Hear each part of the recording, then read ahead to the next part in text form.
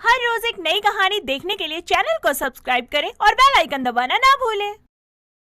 श्रेया एक बहुत ही फैशनेबल लड़की थी। उसको क्रॉप टॉप पहनना बहुत ही ज्यादा पसंद था। वो हमेशा डिफरेंट टाइप्स के क्रॉप टॉप पहना करती थी, जैसे कि frill crop top, layered crop top, chemo crop top, V neck crop top etcetera. उसके परिवार में उसके पिता नमन और माँ कोमल रहा करते थे। ऐसे ही एक दिन श्रेया अपने बॉयफ्रेंड नवनीत के साथ एक मॉल में जाती है और बहुत सारी शॉपिंग करती है। तभी नवनीत बोलता है, यार ये टॉप ना तुम हमारे बहुत स्पेशल डे पे पहनना। वैसे श्रेया कब तक हम ऐसे ही घूमते रहेंगे यार? क्या मतलब है तुम्हारा? तुम्हें ये सब अच्छा नहीं लगता क्या? पागल, मेरा वो मतलब नहीं है, मैं हमारी शादी के लिए बोल रहा हूँ। अरे ओ पागल, दिमाग तो ठिकाने पे है ना? मैं नहीं शादी करने वाली तुमसे। अच्छा, तो अलग होना चाहती हो मुझसे? हाँ शायद। अलग होके तो दिखाओ, ना तो होऊंगा और ना ही तुम्हें होने दूंगा। देखो अभी के लिए ना इस बात को यहीं खत्म कर दो, मुझे बात नहीं करनी इस बारे में। दिन बीतते जाते हैं और नवनीत की शादी की बात श्रेया को खटकती रहती है। वो जल्द से जल्द उससे पीछा छुड़ाने की सोचने लगती है। ऐसे ही एक रात वो एक सुनसान जगह पर उसे बुलाती है। वो दोनों वहाँ पहुँच जाते हैं। नवनीत चारों तरफ देखता है, जहाँ सिर्फ और सिर्फ जंगल और खाई होती है। तो श्रेया उससे कहती है, ये देखो बेबी, आज हमारा स्पेशल डे है ना, और मैंने तुम्हारा फेवरेट ब्लैक टॉप भी पहना है और मुझे तुमसे एक जरूरी बात कहनी है। क्या? बोलो। यही कि मैं तुमसे बहुत प्यार करती हूँ नवनीत। ये बोलने के लिए यहाँ बुलाया है? मैं जानता था तुम भी मुझसे दूर नहीं रह सकती। I love you darling। I love you too जान। प्यार कुछ नहीं है मेरी जान, सब पैसे का खेल होता है और आज तुम्हें ये बात अच्छे से समझ आ जाएगी। नवनीत खाई के बहुत करीब आ चुका था। तभी श्रेया उसको खाई में धक्का मार देती है। शादी करनी थी ना तुम्हें मुझसे? दूर नहीं होने दोगे मुझे खुद से? लो, मैंने तुम्हें ही दूर भेज दिया, कर लो शादी। ऐसे ही समय बीतता रहता है और श्रेया एक बहुत ही अमीर और अपनी उम्र से दोगुने आदमी रोहित शेट्टी से शादी कर लेती है और अपने पति के साथ एक खुशहाल जीवन बिताती है। ऐसे ही एक दिन श्रेया क्रॉप टॉप पहने रोहित के सामने आती है। तो रोहित उससे कहता है, ये क्या पहना है तुमने? क्रॉप टॉप है बेबी, मुझे बहुत पसंद है। ऐसा लग रहा है बच्चों के कपड़े पहन कर आ गई हो। नहीं मेरी जान। अभी के अभी साड़ी पहन कर आओ और दोबारा कभी मत पहनना ये। ओके, अभी पहन के आती हूँ, गुस्सा क्यों कर रहे हो? श्रेया साड़ी पहन कर आती है। दोनों पति और पत्नी एक दूसरे को हक कर लेते हैं। तभी रोहित श्रेया से बोलता है, अब लग रही हो ना रोहित शेट्टी की पत्नी। अच्छा जी। तुम ऐसे ही अच्छी लगती हो, तुम्हें किसी भी वेस्टर्न ड्रेस की कोई जरूरत नहीं है। ओहो, अब बड़ा प्यार आ रहा है अपनी बीवी पर। जब पत्नी इतनी खूबसूरत हो तो पति का दिल तो मचल जाएगा ही ना। ऐसे ही समय बीतता रहता है और एक रात श्रेया जब सो रही होती है तो अचानक उसकी आँख खुलती है। तो वो देखती है कि नवनीत उसके सामने खड़ा है। वो जैसे ही कमरे की लाइट ऑन करती है, वहाँ कोई नहीं होता। वो सब कुछ बुरा सपना समझकर एक बार फिर से सो जाती है। दिन बीतते जाते हैं।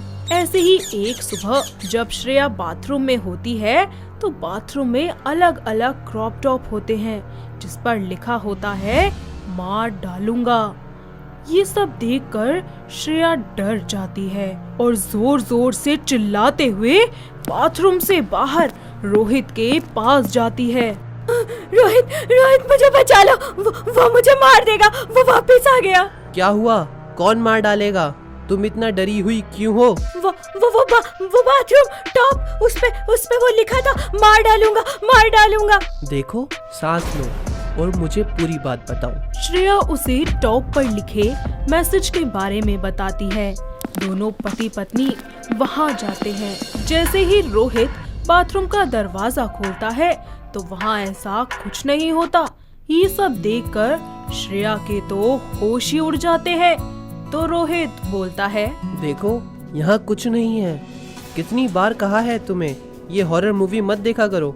हाँ, मेरा वहम ही था। तुम चलो, मैं आती हूँ। ऐसे ही समय बीतता रहता है और श्रेया को ऐसा लगने लगता है कि नवनीत उसके आसपास है। और जब उसे याद आता है कि उसने तो उसे कब का मार दिया है, तो वो वापस से अपनी बेफिक्र जिंदगी जीने लगती है।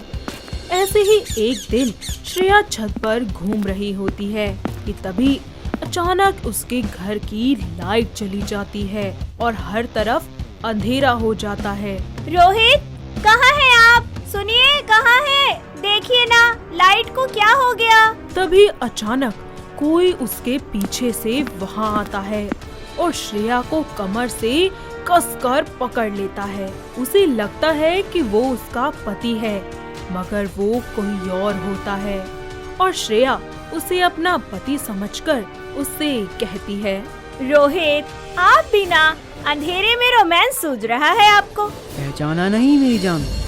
मैं नवनीत, तुम्हारा पहला प्यार। क्या? तुम्हें तो मैंने मार दिया था। नहीं, मारा तो नहीं था, पर तुमने कोई कसर भी नहीं छोड़ी थी मुझे मारने में। और ये पसीना कैसा, कितना तड़पाया है तुमने मुझे अपने करीब आने के लिए। प्लीज मुझे जाने दो, मुझे माफ कर दो। ऐसा मत कहो, आज मुझे प्यार करने दो। तुम जान हो मेरी, दूर कैसे जाने दूं तुम्हें। प्लीज नवनीत, मुझे माफ कर दो। मुझसे बहुत बड़ी गलती हो गई, मुझे जाने दो। नवनीत श्रेया को छत से धक्का मार देता है। कुछ देर बाद आसपास के लोगों की भीड़ वहाँ पर जमा हो जाती है और श्रेया को हॉस्पिटल में एडमिट करवाया जाता है, जहाँ डॉक्टर्स उसका इलाज करते हैं और कुछ देर बाद वो बाहर आकर बताते हैं, जी देखिए, इनके दिमाग पे बहुत गहरी चोट आई है, जिस वजह से उनकी आधी बॉडी पैरालाइज हो गई है। अब आपको उनका काफी ख्याल रखना होगा। ऐसे ही समय बीतता रहता है। अब श्रेया हमेशा व्हील चेयर पर बैठी रहती थी और उसके दिल में नवनीत का डर घर कर चुका था। वो ना कुछ खाती थी और ना ही कुछ बोलती थी। ऐसे ही एक दिन जब श्रेया अकेली होती है, तभी वहाँ नवनीत आता है। हाय, मेरी जान की क्या हालत हो गई। क्या क्या किया तूने ये? लेकिन मैं क्या करता, मैं मजबूर था। मेरे साथ धोखा किया था उसने, ये उसका ही नतीजा है। अब हम दोनों हमेशा के लिए साथ रहेंगे। पहले तुम जाओगी, फिर मैं आऊंगा। नवनीत श्रेया को गोली मार देता है और खुद को भी। थोड़ी देर बाद रोहित जब घर आता है तो ये सब देखकर उसके पैरों तले जमीन खिसक जाती है। साथ ही उसे नवनीत और श्रेया की लाश के पास एक बॉक्स मिलता है, जिसमें उन दोनों के फोटोज और एक लेटर था, जिससे उन दोनों की सारी सच्चाई रोहित के सामने आ जाती है। रोहित ये सब देखकर हक्का बक्का रह जाता है और दोनों का अंतिम संस्कार करके हमेशा के लिए देश छोड़कर चला जाता है और इस तरह श्रेया का धोखा उसी की जान ले लेता है। तो दोस्तों, कैसी लगी आपको हमारी ये क्रॉप टॉप वाली बहू की कहानी? क्या आपके घर के आसपास भी है कोई ऐसी बहू जो इसी तरीके से क्रॉप टॉप पहनती हो? और क्या किसी के साथ कभी ऐसा हुआ है जैसा हमारी श्रेया के साथ हुआ? अगर हाँ, तो उसे ये वीडियो दिखाइए और हमें कमेंट करके बताइए। दोस्तों, अगर आपको ये कहानी पसंद आई तो इसे लाइक करें, शेयर करें और कमेंट करके बताएं कि कहानी में आपको सबसे अच्छा क्या लगा।